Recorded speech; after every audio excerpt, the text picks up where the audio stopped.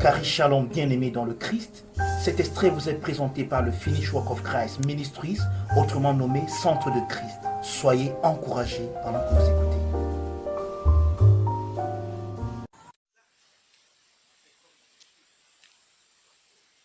Ce n'est même pas étonnant. Ils ont enseigné une chose qui n'est pas exacte et que nous voulons vérifier ce soir. En fait, je vais vous expliquer le mot principe. En anglais, on appelle ça principalities. En français, on dit les principautés. Vous voyez souvent les gens qui combattent, ils disent que nous renversons les principautés. Parce que dans Ephésiens 6, on parle de ça, que notre combat n'est pas charnel, mais il est spirituel. On dit que les armes avec lesquelles nous combattons ne sont pas charnelles, mais elles sont spirituelles par la puissance de Dieu pour renverser les forteresses, ainsi de suite, ainsi de suite. Donc, il y a un mot que je vais vous expliquer ce soir. Je vais vous expliquer le mot, la signification du mot principauté dans la Bible. Et vous allez comprendre ce que cela veut dire. Parce que dans Colossiens 2, vous êtes dans Colossiens 2. Est-ce que vous êtes dans Colossiens 2? Colossiens chapitre 2, à partir du verset 14. Colossiens chapitre 2, à partir du verset 14. Je vais lire en français. Normalement, c'est du verset 14 au verset 23. Mais je ne vais pas lire tous ces versets. On dit en français, il a effacé l'acte dont les ordonnances nous condamnaient et qui subsistait contre nous, et il l'a détruit en le clouant à la croix. Vous voyez un peu, hein? L'acte dont les ordonnances nous condamnaient. Ça parle de quoi? Quel est l'acte dont les ordonnances nous condamnaient? Quel est l'acte dont les ordonnances condamnaient les hommes? Hein? Oui, dont les ordonnances condamnaient les hommes. La loi. Amen. C'était la loi. Tu ne commettras point d'adultère. Alors, je suis condamné parce que j'ai commis l'adultère. Mais comment je connais que je ne commettrai point d'adultère? C'est la loi qui me dit, il y a un acte dont les ordonnances me condamnent. Par exemple, c'est pour ça que lorsque ces gens ont arrêté cette femme en flagrant délit d'adultère, ils sont venus devant Jésus avec elle. Et qu'est-ce qu'ils ont dit à Jésus? Seigneur, notre loi nous autorise à la lapider. Donc il y avait un acte dont les ordonnances condamnaient cette femme, qui était écrit. Maintenant on dit que sur la croix, Jésus a effacé l'acte dont les ordonnances nous condamnaient. Maintenant, ça veut donc dire que quoi? Paul est en train de parler de quoi ici? De la loi. Hein? Ça veut dire que, pour comprendre le verset 15, il faudrait mettre ça dans son contexte. Maintenant, qu'est-ce qu'on dit au verset 15? Il a dépouillé les dos et les autorités et les a livrés publiquement en spectacle en triomphant d'elle par la croix. Donc, les deux choses qu'on dit du verset 14 au verset 15, on parle tout de la croix. On dit qu'il a effacé l'acte dont les ordonnances nous condamnaient et qui subsistait contre nous. Il a détruit où? À la croix. Maintenant, à la même croix là, en effaçant là dont les ordonnances condamnaient les hommes, il a dépouillé les principautés et les autorités. Maintenant, laissez que je vous lise ça un peu en anglais, parce que le mot là, je veux vous le donner en anglais, parce qu'il y a quelque chose qu'on va lire que le français là ne dit pas. Regardez, on dit ici en anglais, le verset 14, blotting out the handwriting of ordinances that was against us, which was contrary to us, and took it out of the way, nailing it to his cross. Verse 15. And having spoiled principalities and powers. Donc il a dépouillé, et le mot dépouillé en anglais c'est spoil. And having spoiled principalities and power, he made a show of them openly, triumphing over them on it war, on the cross.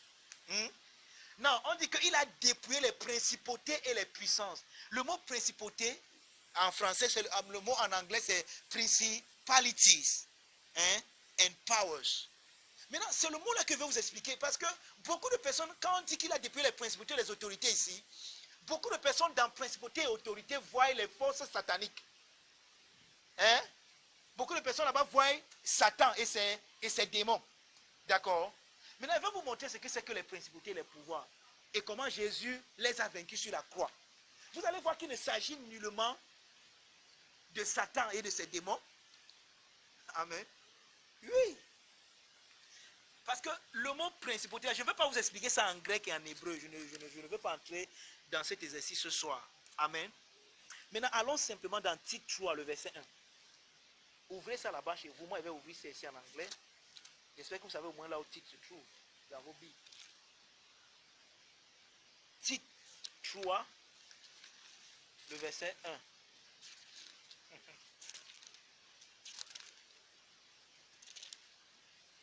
Hein? Titre 3, le verset 1.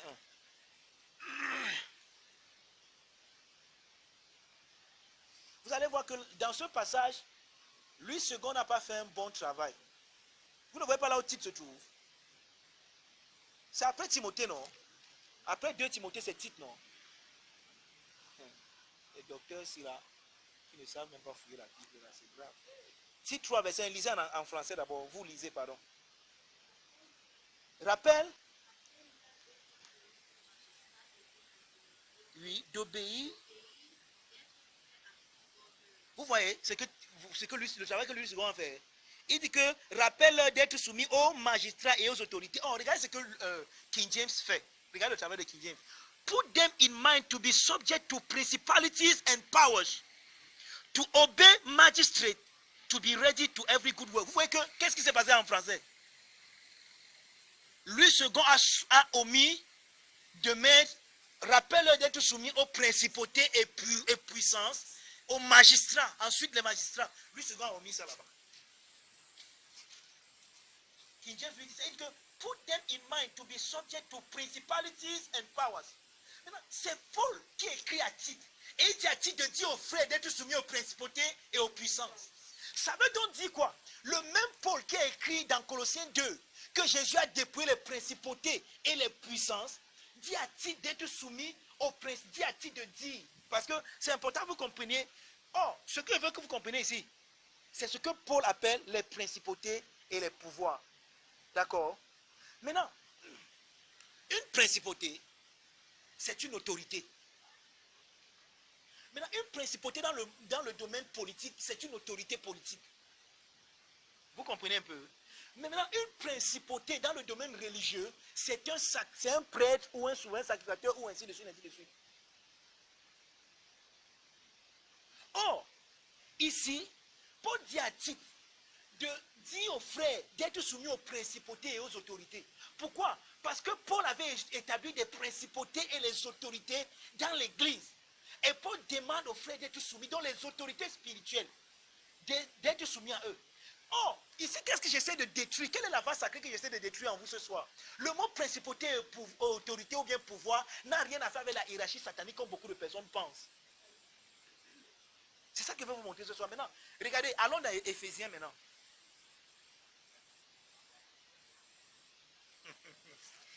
Éphésiens. Allons d'abord dans Éphésiens 3, le verset 10. Or, si vous comprenez ce que je viens de vous dire, vous allez maintenant comprendre ce qui se passe. Or, maintenant, voici le background avant qu'on lise Éphésiens 3, verset 10. Vous savez tous que, on va même lire ça tout à l'heure, quand Jésus est mort sur la croix, quelque chose s'est passé dans le temple, n'est-ce pas? Le rideau du temple s'est déchiré au milieu. Or, le temple était composé de 3 compartiments. Le parvis, le lieu saint et le lieu très saint. Le parvis, c'était le lieu du poula-poula. Tout le monde venait au parvis. Mais dans le lieu saint, il n'y avait que les sacrificateurs qui entraient là-bas pour servir. Donc on entrait dans le lieu saint pour servir. Si tu n'étais pas sacrificateur, tu ne pouvais pas entrer dans le lieu saint. Maintenant, dans le lieu très saint, ce n'est que le souverain sacrificateur qui entrait. Et il n'entrait pas tous les temps. Il y entrait une fois par an. Et le lieu très saint et le lieu saint étaient séparés d'un voile. C'est-à-dire que quand le souverain sacrificateur est dans le lieu très saint, personne ne le voit. Ce qu'il fait là-bas, personne ne voit. Donc tout le monde attend qu'il sorte de là pour donner le message de l'année. Ou bien pour donner le message qu'il a reçu du Seigneur. Vous comprenez un peu?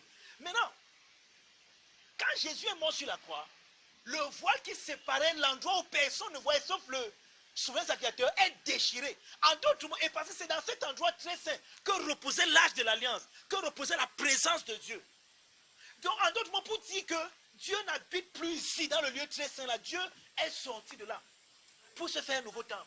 Mais vous savez ce que les religions ont fait? Quand Jésus est mort sur la croix, ça s'est déchiré, ils ont cousu. Pourquoi? Parce qu'ils ont continué à faire leur culte, comme si rien ne s'était passé à la croix. Comment je sais? Quand vous lisez Matthieu chapitre 3, vous entendez que les disciples de Jésus, Pierre et Jean, allaient adorer encore même dans le temple. Ça veut dire quoi? Le service du sacerdoce lévitique continuait eux. Donc on continuait à offrir les sacrifices. On continuait à venir avec les boucs et les taureaux dans le temple. Et les gens continuaient à sacrifier. Pourtant, le vrai sacrifice était bien sur la croix.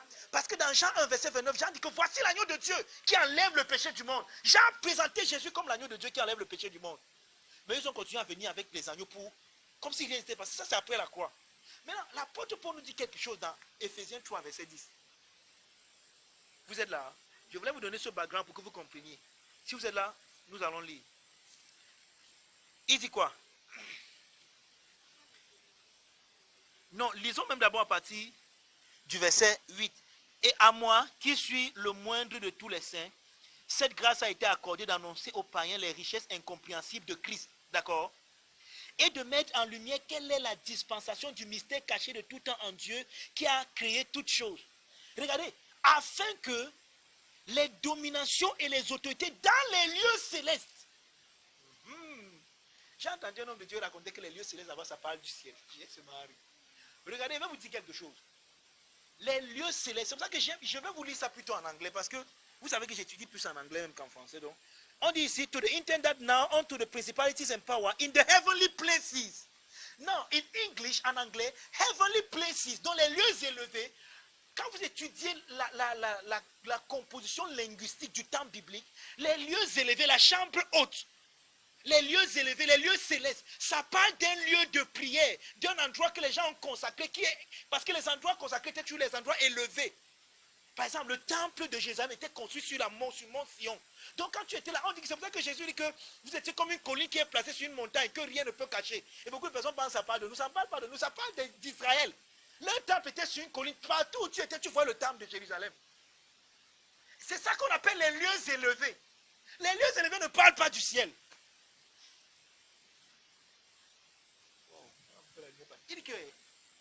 Il dit que afin que les principautés et les dominations dans les lieux célestes connaissent aujourd'hui à travers l'église la sagesse infiniment variée de Dieu. Paul est en train de dire quoi? Christ est mort. Et quand Christ mourait, je n'ai pas le temps, c'est pour ça qu'il disait que vous voulez développer, parce que vous voulez même entrer dans l'eschatologie ce soir, mais le temps ne va pas me permettre. Je voulais vous lire Matthieu 24 pour montrer que Jésus avait dit quelque chose aux pharisiens et aux sadducéens.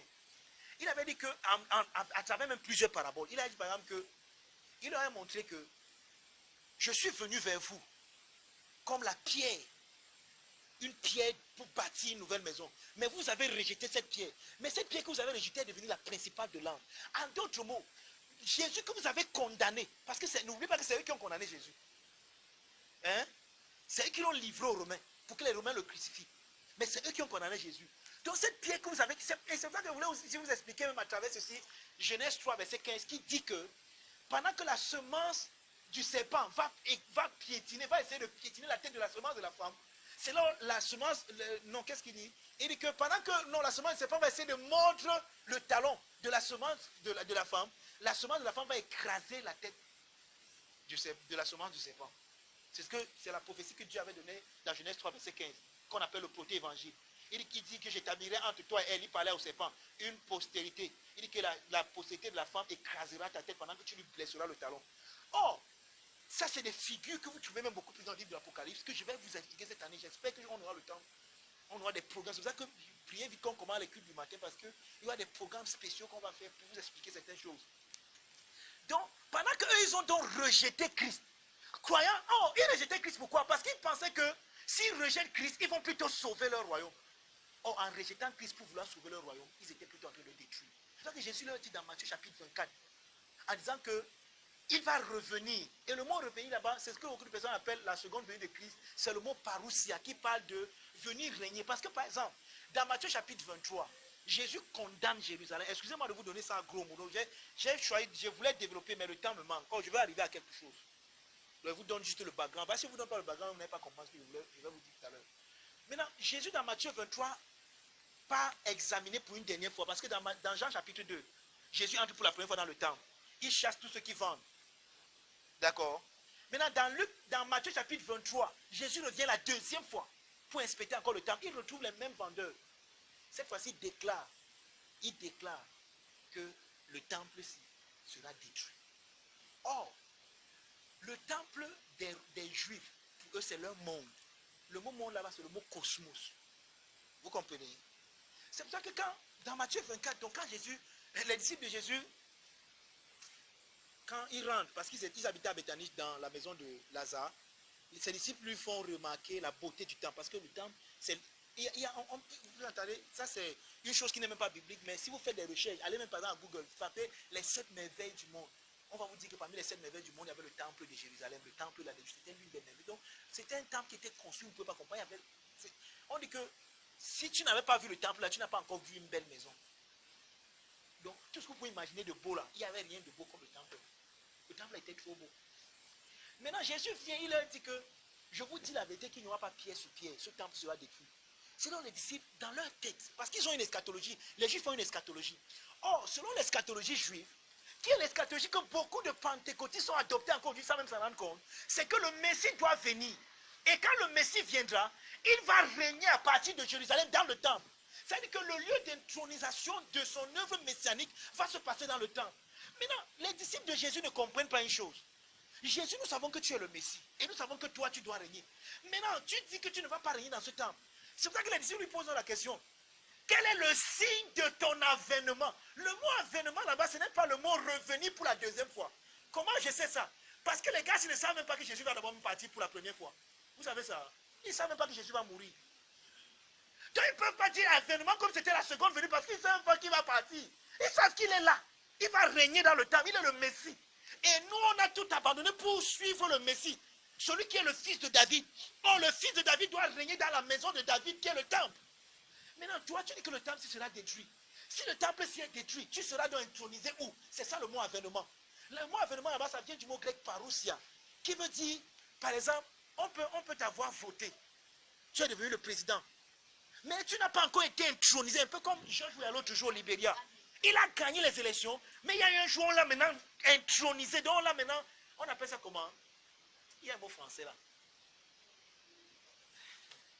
Moi, je connais ça, intronisé, ça c'est dans les royaumes, mais dans le président, on dit qu'on te...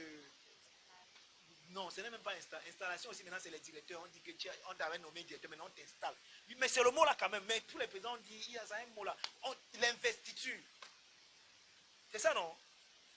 On t'investit. Tu es déjà président, maintenant on t'investit. Donc, quel est le signe de ton investiture en tant que Messie? Nous savons que tu es le Messie maintenant, comment tu vas régner, par partir d'où tu vas régner? Vous comprenez? Parce que selon leur eschatologie, Jésus doit régner à partir du temple. Or, beaucoup de personnes, beaucoup de pentecôtistes voient leur eschatologie. Et ils appellent ça le règne de 1000 ans de Jésus. Ils disent que bientôt, il y aura ce qu'ils appellent l'enlèvement. Quand on sera enlevé, il y aura 7 ans de tribulation où il y aura la grande tribulation. Ils oublient que la tribulation est même déjà passée. Ça, c'est les choses qu'on doit voir. Je vous ai dit qu'il y a tellement de choses à vous enseigner. Maintenant, et ils disent qu'après ça, maintenant, Jésus va revenir pour un règne de 1000 ans. Et quand il va revenir, maintenant, il va aller à Jérusalem qui va régner. Or, ils oublient que ça, c'est l'eschatologie des Juifs qu'ils veulent ramener. Ils font comme c'est une nouvelle truc. C'est juste l'eschatologie. Et ce n'est pas vrai. Parce que le millénium même, c'est ce que nous sommes en train de vivre maintenant. Je vais vous prouver toutes ces choses. C'est le règne de 1000 ans. 1000 ans, ce n'est pas 1000 ans littéral que 1, 2, 3, 4 jusqu'à 1000. Et je vous dis une chose que si vous ne lisez pas, je vais vous perdre bientôt. Parce que j'ai tellement de choses à vous enseigner que vous ne risquez de ne pas comprendre si vous n'êtes pas des gens qui lisent. Vraiment, qui est constamment en train de faire des recherches, comme moi je l'ai fait. Parce que sinon, à un moment, mon écart entre vous sera tellement élevé qu'à un moment, il va parler, vous n'allez plus me comprendre. Ce serait vraiment très dangereux si vous ne me comprenez pas. C'est pour vous que j'enseigne. Donc, ayant ce background, donc, ce que je viens de vous dire, l'apôtre Paul dit ici que Dieu veut à travers l'église. Quelle église? L'église qui était à son temps. Donc avant, parce qu'avant les 40 ans, c'est pour ça que je vous l'annonce déjà, le 18 mars, nous aurons un culte spécial mais à Douala-Besse. Le 18 mars, nous serons tous à Douala-Besse. Le dimanche soir, on n'aura pas culte ici. On sera à Douala-Besse. Pourquoi? Parce qu'il y a ce qu'on appelle là-bas les rencontres divines que le pasteur et Poupa organise. Et ce jour-là, je vais enseigner avec lui. Et justement, on va parler du thème 2 messages et 2 audiences.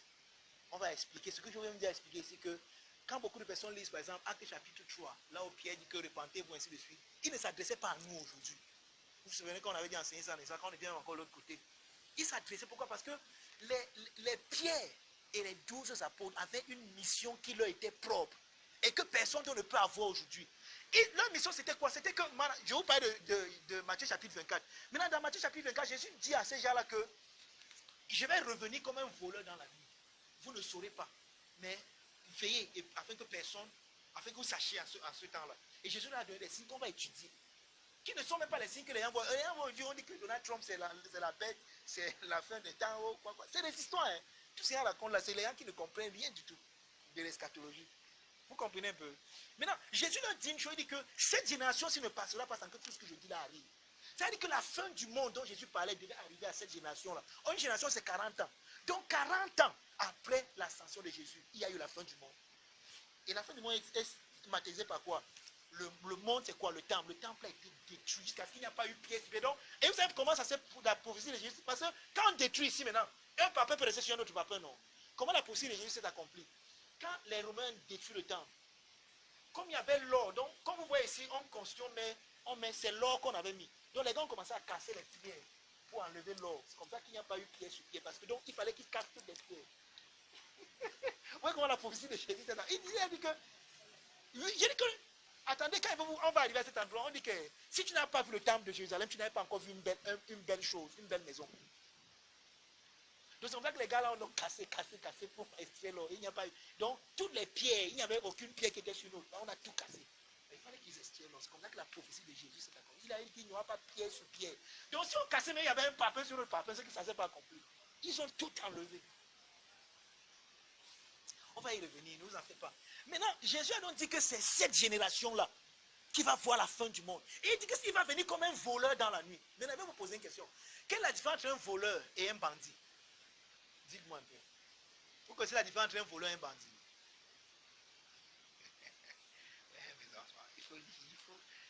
Soyez instruits. J'étais en train d'écrire votre cours tout à l'heure. Je me suis arrêté à un niveau parce qu'il faut que je fasse une étude sur le levain. Je me suis arrêté. À partir de ce soir, il faut que je mette la connexion. Je fais une étude. C'est quoi le levain? C'est comme ça qu'il faut si vous vous étudiez. C'est quoi la différence entre un bandit et un voleur? Vous ne connaissez pas. Quand le bandit vient, vous savez qu'il est venu. Parce qu'il vous réveille. Vous voyez un peu. Il braque avec vous. Et si vous l'énervez, il vous tue. Et quand le voleur vient, vous savez seulement que le voleur est passé quand la chose qu'il a pris n'est plus là. C'est ça la différence entre un voleur et un bandit. Le voleur lui passe, il ne vous réveille pas, il vole, il enlève une chose. Quand vous vous réveillez, aïe, la télé est où? Le voleur était là. Comment vous savez que le voleur était là? La télé n'est plus. Donc il y a quelque chose qui n'est plus. C'est la chose qui est quittée, que vous savez que quelqu'un est passé, c'était un voleur. Donc le voleur vient à l'insu des gens qui vivent dans la maison. Et les gens savent seulement que le voleur est passé parce qu'il y a quelque chose qui manque. Et Jésus avait dit qu'il va venir comme un voleur dans la nuit. Comment Jésus est venu comme un voleur? Il est venu à travers l'Empire romain. Il a détruit le temple. Et quand les gens sont réveillés, ils se sont dit que le temple était plus. Ah, Jésus est revenu.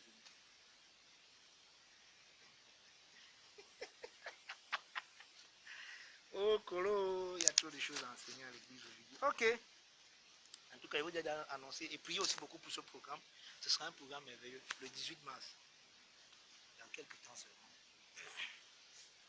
Maintenant, nous sommes toujours dans Ephésiens 3, verset 19. On a encore 5 minutes. Afin que les dominations et les autorités dans les lieux célestes, ils étaient toujours. Parce que quand Paul écrit, n'oubliez pas que Paul écrit avant l'an 70. Oh, avant l'an 70, avant que le temple soit détruit, les gens font tout dans le temple comme si, oh, Jésus est mort à l'an 33. Ici, les épîtres sont écrits entre les 65, mais quand même avant 70. Donc, les souverains sacrificateurs, tous les gens que vous entendez, les pharisiens, ils sont toujours dans le temple. Ils font comme si ce que Jésus a fait n'avait aucun effet. Comme si Jésus même n'a rien fait. Maintenant, Paul dit que Dieu a établi la prédication afin que eux, là, les principautés, les autorités dans les lieux célestes. Oh, beaucoup de personnes pensent que dans les lieux célestes, ça part du ciel. Non, dans les lieux célestes, dans le temple, comprennent à travers l'église la sagesse infiniment variée de Dieu. Et ils ont compris. Quand ils se sont réveillés le matin, leur temple était plus, ils ont compris que quelque chose. Maintenant, allons dans Ephésiens 6. Je ne sais pas si vous comprenez. Mon but ce soir, ce n'est pas trop de... J'aurai un instant où je vais vous expliquer maintenant les principautés en détail. Mon but ce soir, c'est de vous montrer que les principautés dans les lieux célestes, ça ne parle pas du ciel, de Satan et de ses anges. Ça parle des prêtres, des sacrificateurs qui étaient dans le temple. Les lieux célestes, ça parle du temple. C'est un langage juif pour désigner les lieux de prière. Par exemple, un juif qui parle ici, voilà les lieux célestes, les gars sont dans les lieux célestes. Donc il appelle l'endroit où nous sommes ensemble pour prier les lieux célestes. Pourquoi? Parce que pour eux, c'est l'endroit où le Très-Haut, c'est comme ça qu'ils appelaient Dieu, vit. Si le Très-Haut, alors nous sommes dans les lieux célestes. C'est pour ça que généralement leur lieu a été élevé. On parle de la chambre haute. Vous voyez un peu. Parce que pour eux, les endroits de prière étaient toujours des endroits élevés. Ephésiens 6, le verset qu'on utilise beaucoup pour le combat spirituel. Ephésiens 6 à partir du verset 10. Le passage qu'on utilise pour le combat spirituel. Vous êtes là? On dit, au reste, frère, fortifiez-vous dans le Seigneur et par sa force toute puissante. Revêtez-vous de toutes les armes de Dieu afin de pouvoir tenir ferme contre les ruses du diabolos. Oh, le diabolos. Le diable. Quand quelqu'un dit le diable. Et si c'est le diable, hein, c'est le diable. Ou c'est le diable, ou c'est le diable. Frère, c'est le diable. Le diable, c'est l'ennemi. L'ennemi, c'est le diable, non? Hein? Le diable, c'est le diable, non? Maintenant, verset 12. Regardez. Car nous n'avons pas à lutter contre la chair et le sang, mais contre les dominations, contre les autorités, contre les princes de ce monde de ténèbres. Regardez. Oh, voici là où Louis II a encore fait un mauvais travail. Regardez. Contre les esprits méchants dans les lieux célestes. Je vous ai dit ce que les lieux célestes, non? Les lieux célestes, c'est quoi? Le temple. Paul dit que notre combat n'est pas contre. Et regardez, les gens. Attendez que vous lisez d'abord ça en anglais avant de l'expliquer. Si ceux qui comprennent l'anglais vont d'abord bien comprendre ce que ça signifie avec les explications qu'il y a données. Mais si vous ne comprenez pas, il va expliquer. Mais avant que je n'explique, laissez qu'ils lisent en anglais. L'anglais a fait un très beau travail là-bas. Il dit, verset 12. For we wrestle not against flesh and blood, but against principalities, against powers, against the rulers of the darkness of this world. Which world? Je vous ai déjà dit que le monde, ça parlait de quoi? Du judaïsme. Il va encore vous expliquer ça un autre jour. Maintenant, regardez. Against spiritual wickedness in high places. Ce que lui second appelle les esprits méchants dans les lieux célestes. Lui second, King James appelle ça, it is spiritual wickedness in high places. Donc les méchancetés spirituelles dans les lieux célestes. Donc, quand l'apôtre Paul, après ce que Jésus a fait, voyez comment les Juifs dans le temple étaient en train d'offrir les sacrifices et de tromper les gens comme si c'est par ces sacrifices que leurs péchés sont pardonnés. Paul les appelle les méchancetés spirituelles dans les lieux célestes. Ce que les gens appellent les esprits méchants, et bon, oh, les démons, non, les méchancetés spirituelles. Pourquoi ils sont spirituellement méchants? Parce que ce qu'ils font n'a plus de valeur. Ils trompent les gens. C'est pour ça qu'ils sont devenus des méchancetés spirituelles. Dans les lieux célestes. Dans le temple. Paul dit que c'est contre eux que nous luttons. Mais notre combat n'est pas charnel. Nous luttons en disant, gens, que regardez, ce n'est plus la vérité ce qu'ils vous font. Donc nous prêchons un message qui est contraire à eux. Donc, on ne peut pas dire que, oh, nos filles plus sacrifiés, on ne peut pas se mettre devant le temple que, oh, nos filles plus sacrifiés ne veulent plus. Non, notre combat n'est pas là. Notre combat est quoi? Hey, Jésus est mort. Il a pardonné vos péchés. N'allez plus offrir les sacrifices là-bas. Ce que vous faites là n'est plus de Dieu. Dieu vous aime. Dieu s'est réconcilié avec vous. Venez à Christ. N'allez plus vers les hommes. Voilà notre combat. Dans la parole, le message. Nous renversons les forteresses. Et les auteurs qui se lèvent contre la connaissance de Dieu, eux, ils viennent prêcher aux gens notre message qui est hanté Dieu. Mais nous, on les combat avec le message, avec l'épée de la vérité. C'est là Paul va commencer à identifier que prenez aussi l'épée de la parole de Dieu. Nous, on prêche le message. Et c'est la même chose que nous faisons aujourd'hui. Si tu parles à quelqu'un, ne parle plus en Ngondo, le Ngondo, il ne va pas te comprendre, mais commence à lui montrer qu'il est en Christ. Pourquoi toi, aujourd'hui, tu ne parles plus en Ngondo?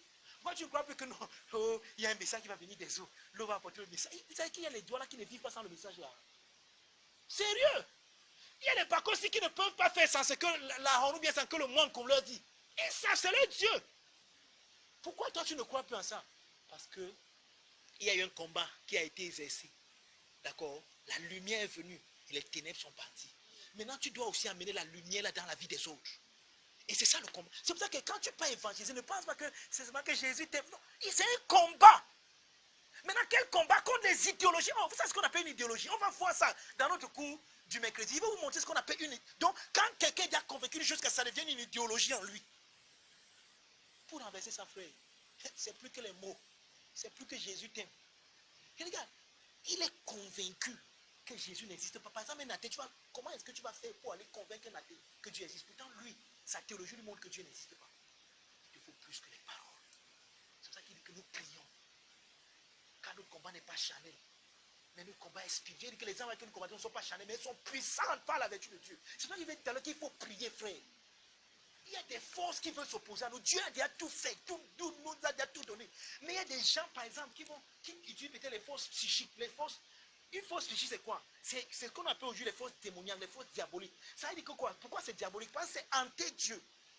Ça veut dire qu'il utilise les forces peut-être même de la nature. C'est quelqu'un qui a appris peut-être à dompter les forces de la nature pour travailler contre les gens. Mais il y a des moments où tu commences à être déprimé, tu ne sais pas ce qui se passe.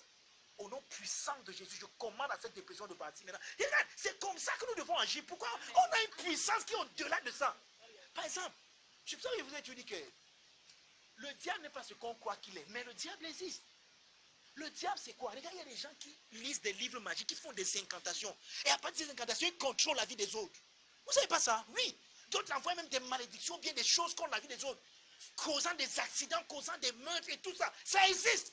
Mais maintenant, nous aussi, on a une puissance qui est plus grande que ça. Au nom puissant de Jésus, je m'oppose à tout ce qui est contraire à Dieu. Toute force maléfique, diabolique, je m'oppose à toi au nom de Jésus. Je déclare que la vie de Dieu en moi règne et protège tous ceux qui sont ici. Oui. C'est ça notre combat. Maintenant, même si tu connais la personne, même si elle fait les incantations, tu peux dire au nom de Jésus, je te combats maintenant. Comme on nous montre dans les films nigériens. Hein? Oui, au nom de Jésus, je prends ma Bible. Oh, Dieu. Ça, c'est des histoires. C'est des histoires. Notre combat n'est pas physique. Ah, ça veut dire quoi? Je sais que c'est toi qui fais les incantations. Là, le matin, viens t'embrasser, je t'aime. Parce que ce n'est pas toi le problème. Amen. C'est la mentalité, l'esprit, la part de la mentalité que tu as pour venir t'opposer à l'œuvre de Dieu qui a le problème. Et c'est ça que je combats ça spirituellement. Dieu t'aime, Jésus t'aime, je t'aime. Oui, toi tu n'es pas mon problème. Toi je t'aime. Je t'embrasse, on parle. Mais je sais que tu utilises la puissance psychique.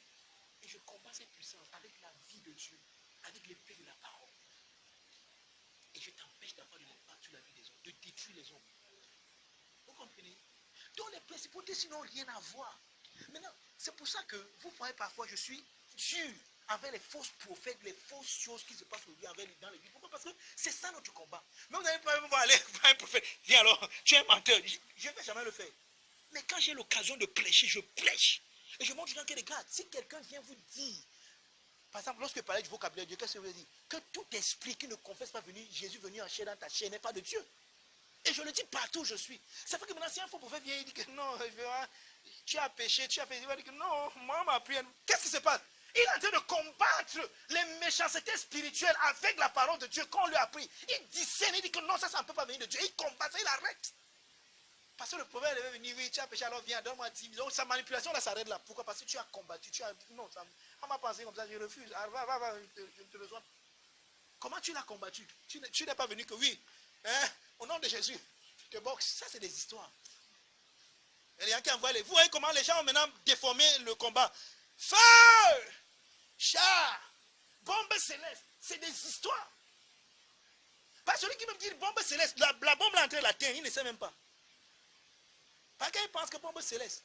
L'autre est en train de faire les incantations, il ne réussit pas. Il n'est pas en train de réussir. Les incantations existent. Mais l'incantation ne peut rien contre Jacob. C'est ce que la Bible dit. Et il y a ici plus que Jacob. Quelqu'un me comprend? Donc ce soir, je voulais vous montrer quoi?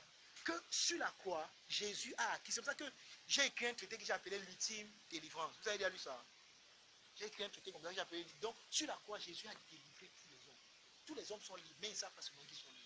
D'autres sont encore captifs, mais pas captifs d'une puissance à dire, mais captifs de leur propre ignorance.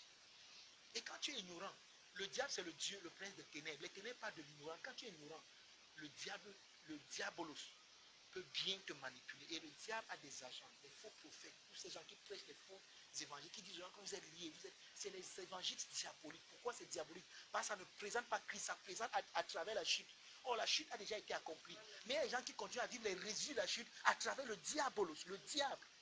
Et toutes ces choses, on va les voir. Amen. Donc, ce que je voulais vous montrer que les lieux célestes et les méchancetés spirituelles, ou bien les esprits méchants dans les lieux célestes. Donc, quand vous lisez ça dans vos Bibles, les esprits méchants ne pensez pas aux démons. Lisez ça en anglais. Spiritual wickedness. Why are they wicked? They are wicked because what they are doing in the temple, in the high places, is not Christ. It's not Christ they are presenting. So they are wicked. Ça veut dire que toute personne qui ne prêche pas Christ est une méchanceté spirituelle.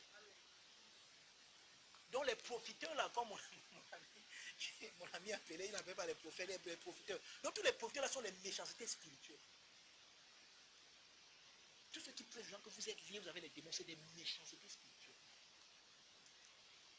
contre qu'on combat, mais pas physiquement. Mais l'évangile, c'est pour ça que regardez frère, je vous dis la vérité, je ne sais pas comment vous convaincre. Allons prêcher l'évangile. Moi, je ne sais pas comment vous dire ça. C'est-à-dire que je suis même moi déjà dépassé. Je vous dis la vérité, c'est plus moi comment vous dire ça. Allons prêcher l'évangile. Je vous dis la vérité, allons prêcher l'évangile. Je ne sais pas comment vous dire ça. Peut-être, je vous dis, allons prêcher l'évangile. C'est un avertissement. Hein. Sérieux, allons prêcher l'évangile. Oh, beaucoup de personnes ne confondent la grâce. Je vous ai montré dans le premier mois, non, nous allons rendre compte. Nous aurons des rétributions. Nous aurons des couronnes. Il y a la couronne de gagnant. Il faut que je vous apporte même cet enseignement. C'est les couronnes dans la grâce. Il y a les récompenses. Dieu veut que les hommes. Vous ne voyez pas que Dieu veut que les hommes soient sauvés. Vous n'avez pas encore lu ça. Que le cœur de Dieu veut que les hommes soient sauvés. Mais comment seront-ils sauvés puisqu'il a mis sa parole dans ta bouche? Allons prêcher l'évangile. C'est-à-dire que tout ce que nous faisons, regardez, notre vie n'a aucun sens si nous ne vivons pas pour l'évangile de Jésus. Et même ça, je vous ai encore dit à monter ça. Paul dit que je fais tout pour l'évangile, pour avoir pas. Il dit que malheur à moi si je n'annonce pas l'évangile, fait quoi? Mon argent doit annoncer l'évangile, mes habits doivent annoncer l'évangile.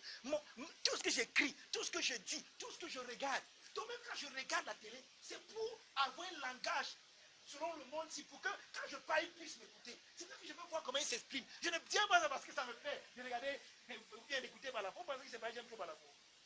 J'écoute ça, c'est point. Donc tout ce que je fais, vous allez voir que tout le but, ça trace toujours. Ça, l'évangile. Je veux me marier, c'est pour l'évangile. Je veux avoir les enfants, c'est pour l'évangile. Parce que si nous sommes 2, 3, mon enfant va m'aider à aller prêcher l'évangile. Voilà ma mentalité. Je fais tout pour l'évangile. Allons prêcher l'évangile. Je vous ai encore dit ça ce soir. Faisons tout frère pour l'évangile. C'est pour ça que nous sommes ici. Dieu veut que les âmes soient sauvées. Mais regardez, le problème c'est que les méchancetés spirituelles sont ceux qui ont envahi le dehors maintenant. Dans tous les radios, sont eux qui parlent. Montrez aux gens qui sont liés. Allez mettre Balafon. Même radio Balafon, suivez Balafon parce que il y a un pasteur là. Suivez ce qu'il dit. C'est les méchancetés spirituelles. Mettez une bonne nouvelle. Suivez les messages. C'est les méchancetés spirituelles. Mettez toutes les nouvelles. Il y a que peut-être Charles qui sont un peu du lot. Ouais, vraiment là, il faut dire la vérité. Il n'y a que lui qui sont un peu du lot. Mais bonne nouvelle, toutes les radios, même chrétiennes, soi-disant chrétiennes, les méchancetés spirituelles, disons là que vous êtes liés, oh venez me donner de l'argent, les eaux bénies. Je suis allé chez une soeur l'autre jour, elle dit qu'elle est une soeur, je l'ai portée sur ma moto, et je ne savais pas que c'est une soeur, mais pendant que je voulais pécher là, je voulais m'inviter une soeur. Donc ça veut dire que là, quand elle suis allé chez ce que j'ai dit, elle ne peut pas prier ça pour l'eau que le prophète lui a donné.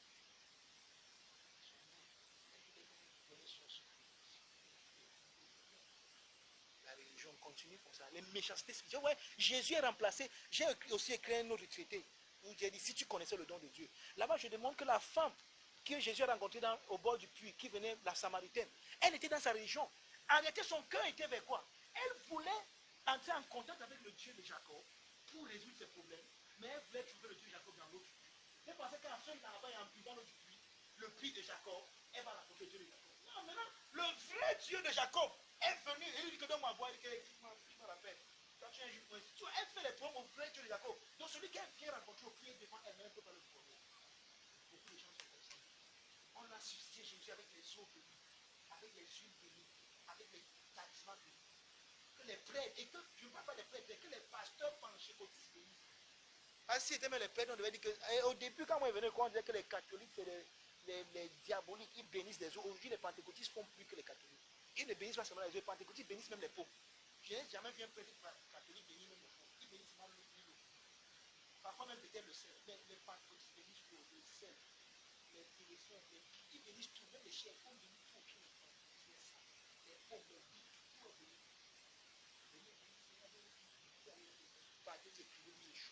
Ça, c'est les méchancetés spirituelles. Ils font ça devant nous. Allons prêcher l'évangile. Pour que les prochaines victimes ne tombent pas dans leur piège, qu'ils viennent vers nous. Amen. Donc, notre combat n'est pas donc arrêtons de combat. Oh, esprit méchant, nous vous lions. Arrêtons tous ces liés. C'est des histoires. Et je compte écrire un livre sur le combat spirituel. Quand j'étais en train de méditer sur ces choses, il dit qu'il faut que j'écrive un livre. Oh, pourquoi j'écris le livre? Pour illuminer les gens. J'ai plein de livres comme ça qui doivent sortir, qui ne sont pas encore sortis. C'est pour ça que j'ai même commencé à prier que tout opposition, même l'opposition, à un moment, c'est comme s'il y a des choses qui s'opposent à ce que même mes livres ne sortent pas. Pas depuis que j'ai écrit, il y a des livres qui sont écrits depuis, ça doit sortir. Il y a même un frère Abamenda qui doit sortir mes livres, mais c'est là où, chaque fois qu'il veut sortir, ça c'est là où les trucs Abamenda explosent encore, il ne peut pas. Il faut prier. Je vous dis, prions. Hein. Je vous dis, ce qu'il faut maintenant pour le ministère, c'est qu'on prie. On a déjà beaucoup en prions pour que les choses se décantent. Il y a comme une décantation.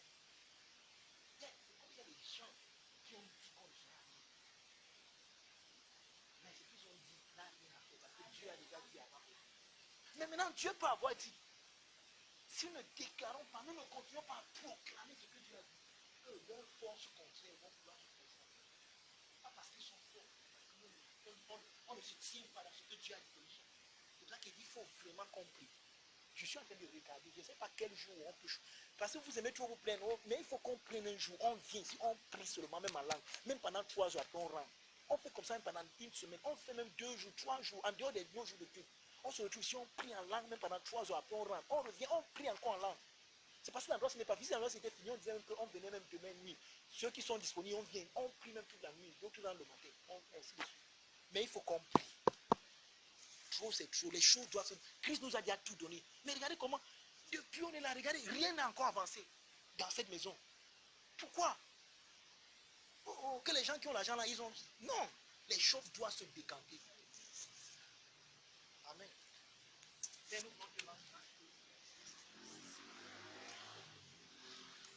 parce que ce n'est pas ta volonté que nous laissions les nécessités spirituelles continuer à choquer les gens. Et nous déclarons ce soir, Père, la blessure.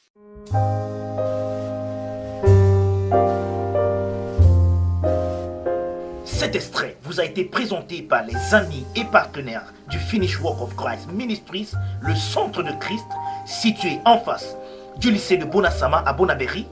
Rejoignez-nous les mercredis, vendredis et dimanches à 17h30 au Finished Work of Christ Ministries. Nous dévoilons Christ comme étant vous en vrai.